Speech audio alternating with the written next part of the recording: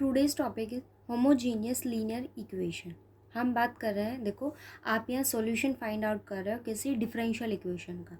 आज का हमारा जो आपके पास टॉपिक है क्या है, होमोजीनियस लीनियर इक्वेशन। आपके पास होमोजीनियस लीनियर इक्वेशन होगी। फर्स्ट केसेस जो आपने अभी तक पढ़े उसके अंदर हम एक डिफरेंशियल इक्वेशन नोट करते हैं, P naught D N Y D X N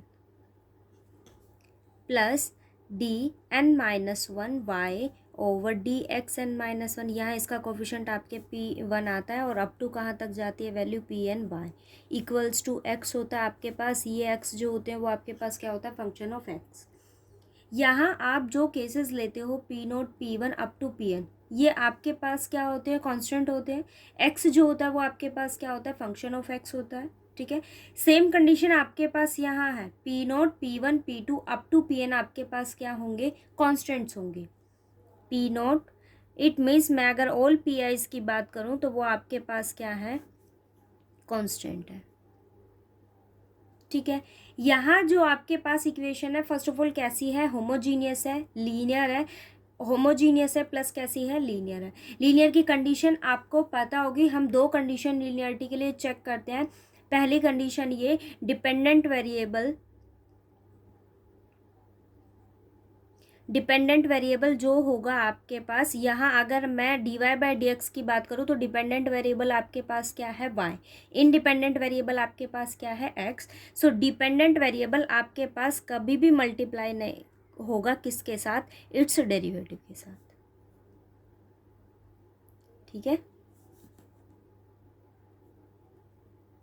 dependent variable into its derivative कभी भी आपके पास ये केस नहीं होना चाहिए। अगर ये केस कंसिडर हो जाता है देन आपके पास इक्वेशन लीनियर नहीं होगी। Dependent variable and derivative of dependent variable, या फिर आप ये कहिए इट्स डेरिवेटिव, दोनों मल्टीप्लाई में आपके पास नहीं होने चाहिए। ये केस आपके पास नहीं होना चाहिए। सेकेंड कंडीशन हम ये देखते हैं कि आपके पास इंडिपेंडेंट वेरिएबल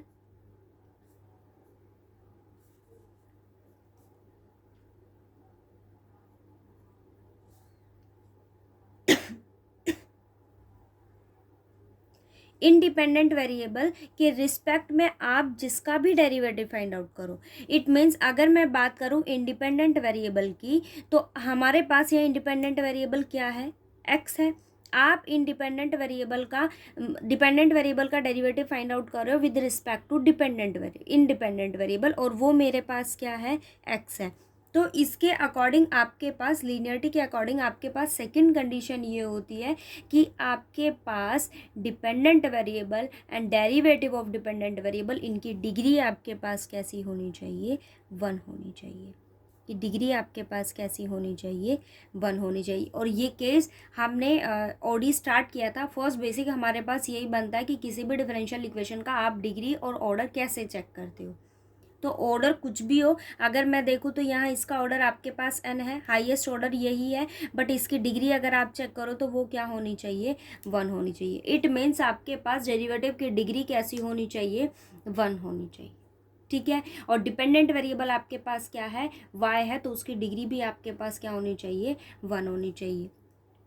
मैंने आपको लीनियरिटी की दो कंडीशन बताई है। फर्स्ट कंडीशन आपके पास ये होती है कि डिपेंडेंट वेरिएबल कभी अपने डेरिवेटिव के साथ मल्टीप्लाई नहीं होना चाहिए। इट मीन्स आपके पास इक्वेशन में आप किसी भी डिफरेंशियल इक्वेशन को अगर ऐसा लिखते हो y into D Y by D X, it means ये इक्वेशन आपके पास लीनियर नहीं है। इक्वेशन कैसी हो गई, नॉन लीनियर। सेकेंड कंडीशन क्या आती है कि इनकी डिग्री आपके पास क्या होनी चाहिए, 1। Then you say that given equation is an linear equation. ठीक है, गिवन इक्वेशन आपके पास कैसी होगी, इज अ लीनियर इक्वेशन। आपको यहाँ क्या गिवन है, होमोजीनियस लीनियर इक्वेशंस। तो हम यहाँ क्या करते हैं कि आपके पास nth ऑर्डर डेरिवेटिव है, कोफिशिएंट्स है, but coefficient of nth derivative आपके पास क्या आता है, कांस्टेंट के साथ साथ x। क्या इंडिपेंडेंट वेरिएबल। इन दोनों के डिफरेंस की अगर मैं बात करूँ तो आप इजीली देख पा रहे होगे कि nth डेरिवेटिव हम फाइंड आउट करेंगे, बट उसके साथ साथ हमारे पास क्या होना चाहिए, इस इक्वेशन के लिए हमारे पास क्या है, इंडिपेंडेंट वेरिएबल है। मतलब आपके पास डेरिवेटिव का कोफिशिएंट कौन कौन है, कांस्टेंट, और उसके साथ क्या है, इंडिपेंडेंट वेरिएबल। इस केस में हम सॉल्यूशन कैसे फाइंड आउट करते हैं, आप वैल्यू सब्स्टिट्यूट करते हो, x को हम किसी नए वेरिएबल का नाम देते हैं और वो हमारे पास क्या होता है, z। इट मीन्स आपके पास जो z की वैल्यू होगी वो क्या होगी, log x। ठीक है। अगर आपके पास कोफिशिएंट ऑफ डिफरेंशियल इक्वेशन कैसा होगा, इंडिपेंडेंट वेरिएबल है, इट मीन्स आप एक नया वेरिएबल लोगे, x की वैल्यू मेरे पास क्या होगी, ez, then z equals to log x। अब मेरे पास जो यहाँ z की वैल्यू होगी वो क्या होगी, log x। दूसरी चीज़, आपके पास ये इक्वेशन होती है जिसके कोफिशिएंट सिर्फ आपके पास क्या होंगे, कांस्टेंट होंगे। उस केस में आप क्या करते हो, dy बाई डी एक्स को किसी ऑपरेटर का नाम देते हो। अब अगर मैं यहाँ इस इक्वेशन की बात करूँ जो कि आपके पास होमोजीनियस लीनियर इक्वेशन है, इस केस में हम किसी नए ऑपरेटर को नाम देते हैं, बट किसको, x D by D x को। ये आपके पास आता है कैपिटल डी। अगर मैं बात करूँ, आपके पास है X square D two over D X square, तो वो डिपेंडेंट वेरिएबल ऑपरेटर आपके पास डी स्क्वायर नहीं होकर क्या होगा, डी माइनस वन। अगर मैं बात करूँ आपसे एक्स क्यूब की, D cube over D X cube equals to D into D minus one, ये 3 है, तो अप टू कहाँ तक वैल्यू आपके पास जाएगी, उससे 1 डिग्री कम लेकर सकते हैं। ठीक है। सेम ऐसे अगर मैं आपसे कहूँ कि nth ऑर्डर के लिए बताइए, सो डी एन एक्स एन होगा, क्या वैल्यू देगा, डी माइनस वन, कहाँ तक जाते हैं, अगर ये n है उससे 1 डिग्री कम, D minus two up to ये वैल्यू कहाँ तक होगी, D minus N minus one. ठीक है। अब आपके पास यहाँ आप सिंपली ये करते थे, डी बाई डी एक्स को किसी ऑपरेटर का नाम देते थे, वो डी होता था। लेकिन अगर मेरे पास यहाँ इसके कोफिशिएंट में इंडिपेंडेंट वेरिएबल हो, फर्स्ट ऑफ ऑल आप क्या सब्स्टिट्यूट करोगे, x equals to E Z, then z equals to log x, and the operator is named as x d by dx। x square d square over dx square is d into d minus 1, x cube d cube over dx cube is d minus 1 up to d minus 2। nth के लिए हम कहाँ तक रखेंगे, d minus n minus 1। आप इन operators को given equation में substitute करेंगे और उसे क्या फाइंड आउट करेंगे, सॉल्यूशन। जैसे ये क्वेश्चन देखो, आपके पास क्या है, X square D square plus 2x D minus 2y equals to 0। एक चीज़ और अपने माइंड में फिक्स करना कि आपके पास dn है, सो यहाँ कोफिशिएंट क्या होगा, xn, n minus 1 time differentiate कर रहे हो, सो x की पावर भी क्या रहेगी, n माइनस 1, बिकॉज इक्वेशन कैसी है आपके पास, लीनियर है और होमोजीनियस है। ठीक है। इक्वल्स टू 0, आपको यहाँ ऑपरेटर पहले से फिक्स करके दिया है, चेंज करके दिया है। आपके पास क्या सॉल्यूशन, देखो सारे मेथड सेम होंगे एज अ कांस्टेंट कोफिशिएंट। ठीक है। तो आपके पास हम सबसे पहले क्या फाइंड आउट करते हैं, ऑक्सिलरी इक्वेशन। आप वो फाइंड आउट कीजिए कि ऑक्सिलरी इक्वेशन आपके पास है क्या, coefficient of y equate to 0, X square D square plus 2x D minus 2 equals to 0। उससे पहले हमारी ये कंडीशन ये एप्लीकेबल होती है कि जहाँ आपके पास कोफिशिएंट आप क्या होगा, इंडिपेंडेंट वेरिएबल, हम रिप्लेस करते हैं गिवन इक्वेशन को x equals to E Z से। आपके पास गिवन इक्वेशन किससे रिप्लेस हो जाएगी, x equals to E Z. ठीक है। अब आप ये देखो, यहाँ से जो z की वैल्यू मेरे पास आएगी वो क्या होगी, log x। आपके पास जो z की वैल्यू होगी वो क्या होगी, log x होगी। अब यहाँ देखो, आपके पास पहले इक्वेशन मैं आपको बनाना बता देती हूँ। ये क्या है मेरे पास, एक्स स्क्वायर, ये क्या है, डी, वैल्यू ऑफ डी आपके पास क्या होती है, डी बाय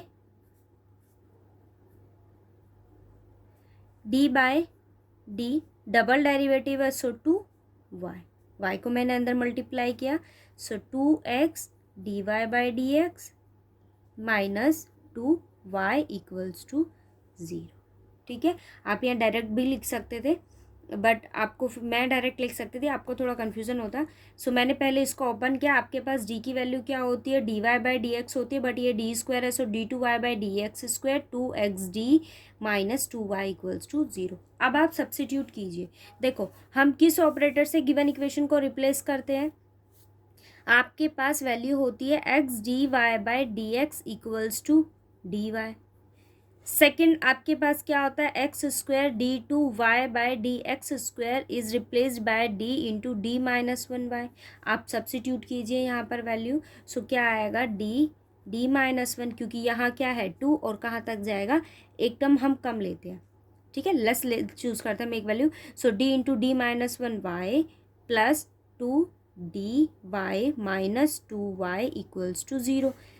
कॉमन लो y, so D minus 1 plus 2d minus 2y equals to 0। ये इक्वेशन हो गई। अब आप ऑक्सिलरी इक्वेशन कैसे फाइंड आउट करते हो, बनाइए। ऑक्सिलरी इक्वेशन क्या होती है, coefficient of y equate to 0। So D minus 1 plus 2d minus 2 equals to 0।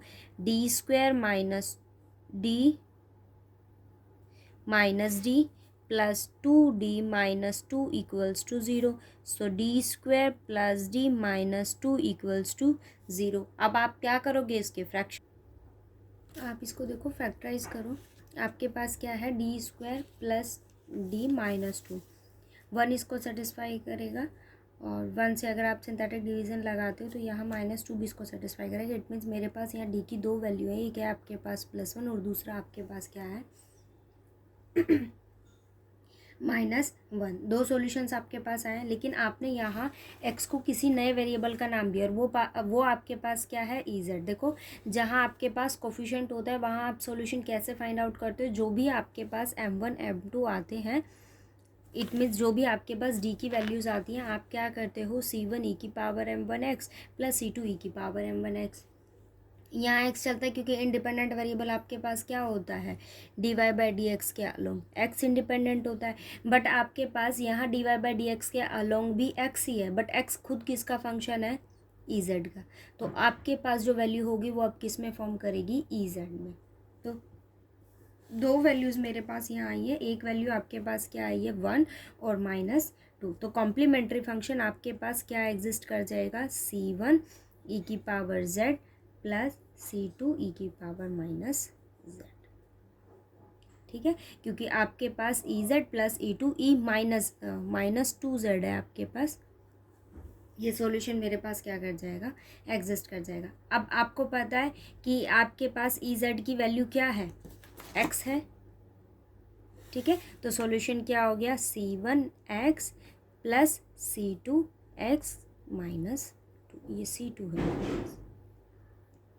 ठीक है। तो दो सॉल्यूशन में मेरे पास कॉम्प्लीमेंट्री फंक्शन क्या एग्जिस्ट कर गया, c1x प्लस c2x माइनस 2।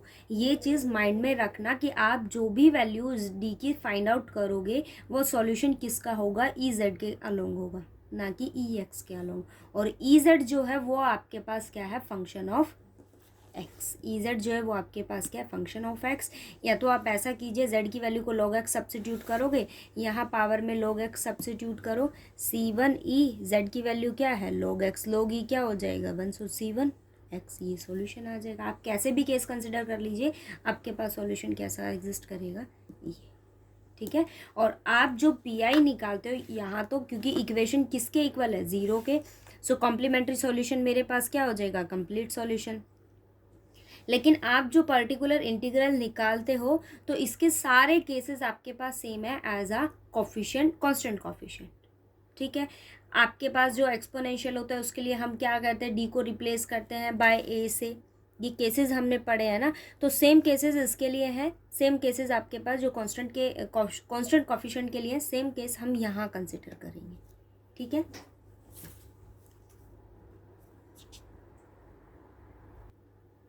ये क्वेश्चन देखो, जैसे आप क्या गिवन है, d3y dx³ minus 4x minus d2y dx² plus 5x² dy/dx minus 2y/x³ equals to 1।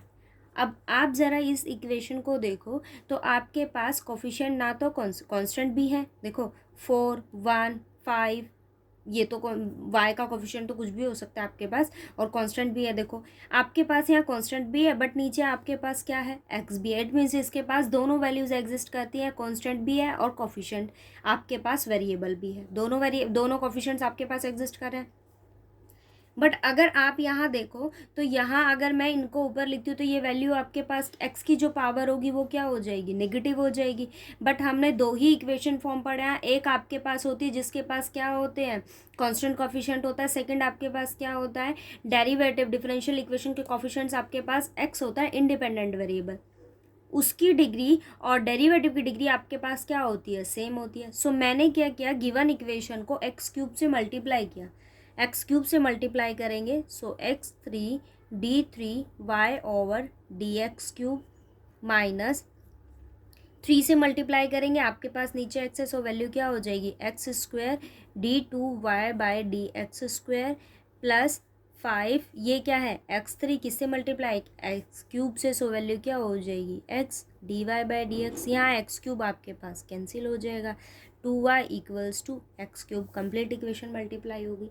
अब आप अगर इसको देखो इक्वल्स टू 0 नहीं होकर आपके पास क्या फॉर्म करता है, x³। इट मीन्स आपके पास जो इसका PI होगा वो कैसे निकालेंगे हम, बाय एल्जेब्रिक मेथड से, ठीक है, क्योंकि आपके पास ये एल्जेब्रिक इक्वेशन है और आपको पता है जहाँ x⁻m हो आपके पास वहाँ हम क्या करते हैं, लीस्ट डिग्री की टर्म को कॉमन लेते हैं। आप सबसे पहले इसको सॉल्व कीजिए, कॉम्प्लीमेंट्री फंक्शन हम फाइंड आउट करेंगे, क्या सब्स्टिट्यूट करते हैं आप, x d/dx capital D x² d2y/dx² इसको सब्स्टिट्यूट करते हैं हम, d इंटू d-1 और 3 है सो x³ d3y/dx³, क्या सब्स्टिट्यूट करेंगे, d-1 d-2, ठीक है। आप वैल्यू को यहाँ सब्स्टिट्यूट कीजिए, क्या वैल्यू है, d-1 d-2 y minus 4x² है सो वैल्यू क्या हो जाएगी, d-1 y, ये वैल्यू आपके पास क्या है, d minus 2y equals to x³। क्या करोगे, y कॉमन लेंगे सो d-1 d-2 minus 4d-1 plus 5d-2, क्या कॉमन ले लिया, y इक्वल्स टू क्या है, x³। ऑक्सिलरी इक्वेशन हम कैसे फाइंड आउट करते हैं, आप सब्स्टिट्यूट कीजिए, कोफिशिएंट ऑफ y आपके पास किसके इक्वल होना चाहिए, 0, so d-1 d-2 minus 4d-1 plus 5d-2 equals to 0। देखो आप इसको फैक्टराइज करो, सबसे पहले मैं इसको सॉल्व करूँगी, d² minus d over d-2 minus 4d² minus d plus 5d-2 equals to 0।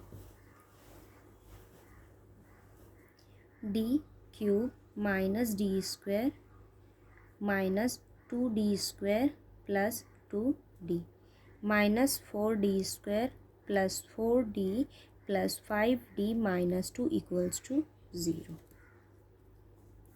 d³ as it is, d² minus 3 minus 4, it means minus 7d², 2d 4d is 6d and 5 is 11d minus 2 equals to 0। So मेरे पास equation क्या आ गई, d³ minus 7d² plus 11d-2। अब आप इसको factorise कीजिए, तो इसको सेटिस्फाई करने के लिए एक वैल्यू मेरे पास हो गई 2 और सिंथेटिक डिवीज़न अप्लाई करेंगे सो वैल्यू 1 माइनस 7 11 माइनस 2, आपके पास वैल्यू आ जाएगी 1 2 माइनस 5 माइनस 10 1 और ये value 0, d² minus 5d plus 1 या 5/2 प्लस 1। क्या रूट्स मेरे पास आए, d की एक वैल्यू आपके पास 2 इसको सेटिस्फाई करेगा और दो रूट्स आपके पास क्या आ गए, 5/2 प्लस माइनस √21/2। सो सॉल्यूशन मेरे पास क्या आया, 2 5/2 प्लस माइनस √21/2।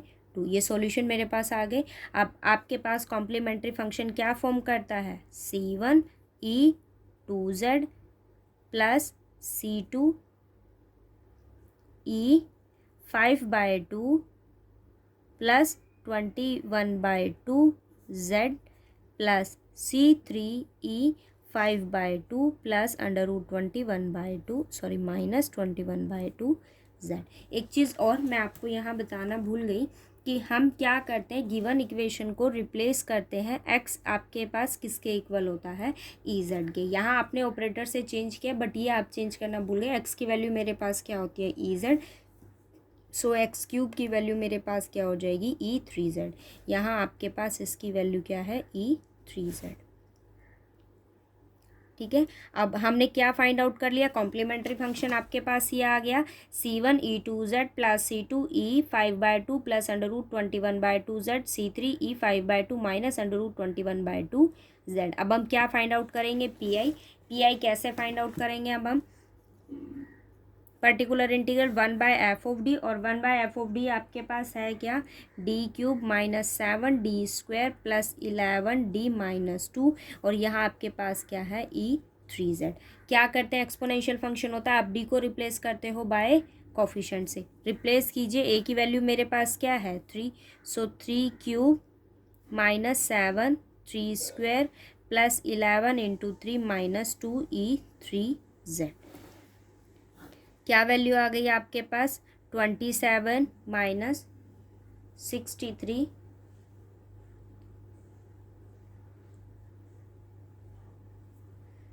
Plus 33 minus 2। ठीक है, E3Z। अब आप इसको सॉल्व कर लीजिए, 65 और ये वैल्यू मेरे पास बनेगी 60। सो वैल्यू आ गई 60 माइनस 65 E3Z। इट मीन्स आपके पास वैल्यू क्या आ गई, -1/3 E3Z। अब आप देखो कंप्लीट सॉल्यूशन आपने क्या फाइंड आउट किया है, C1e2z प्लस C2e आपके पास क्या है, 5/2 plus √21/2z plus C3e5/2 minus √21/2z plus P क्या है, -1/5 E3Z। अब आप वापस वेरिएबल को चेंज कर दीजिए। x की वैल्यू हमने क्या ली थी, EZ। सो आप सब्सिट्यूट कर दीजिए, सॉल्यूशन क्या आ गया, C1x² प्लस C2 x की पावर आपके पास क्या है, 5/2 प्लस √21/2 प्लस C3e5/2 माइनस √21/2 और -1/5। ये वैल्यू किसकी है, x³ की। ये आपके पास सॉल्यूशन है।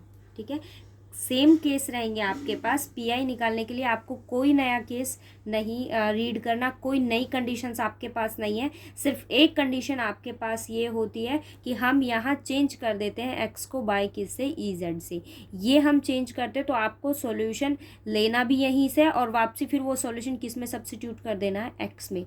एक कंडीशन और आपके पास यहाँ न्यू आती है और वो ये कि आपके पास जो ऑपरेटर डी होता है उसकी वैल्यू अब आपके पास क्या हो जाती है, x इंटू d/dx। x² होगा तो उसका आपके पास क्या वैल्यू हो जाएगी, d इंटू d-1। क्यूब है तो अप टू कहाँ तक होगा, 1 डिग्री कम लेते हैं हम। अगर ये nth है तो आपके पास वैल्यू क्या होगी, d-1 d-2 अप टू कहाँ तक, d-n-1 तक। ठीक है, ये वेरिएबल आप ध्यान रखना कि हम एक न्यू वेरिएबल को इसको नाम देते हैं और वो वैल्यू होती है आपके पास x d/dx। और एक केस और आप लेकर चलते हो जहाँ x की वैल्यू मेरे पास क्या होती है, EZ होती है। ठीक है, आप क्वेश्चंस ट्राई करना, कोई भी डाउट हो तो वो मैसेज ड्रॉप करना। और ये लेक्चर्स आप ही के लिए बनाते हैं तो ज़रा पढ़ा करो।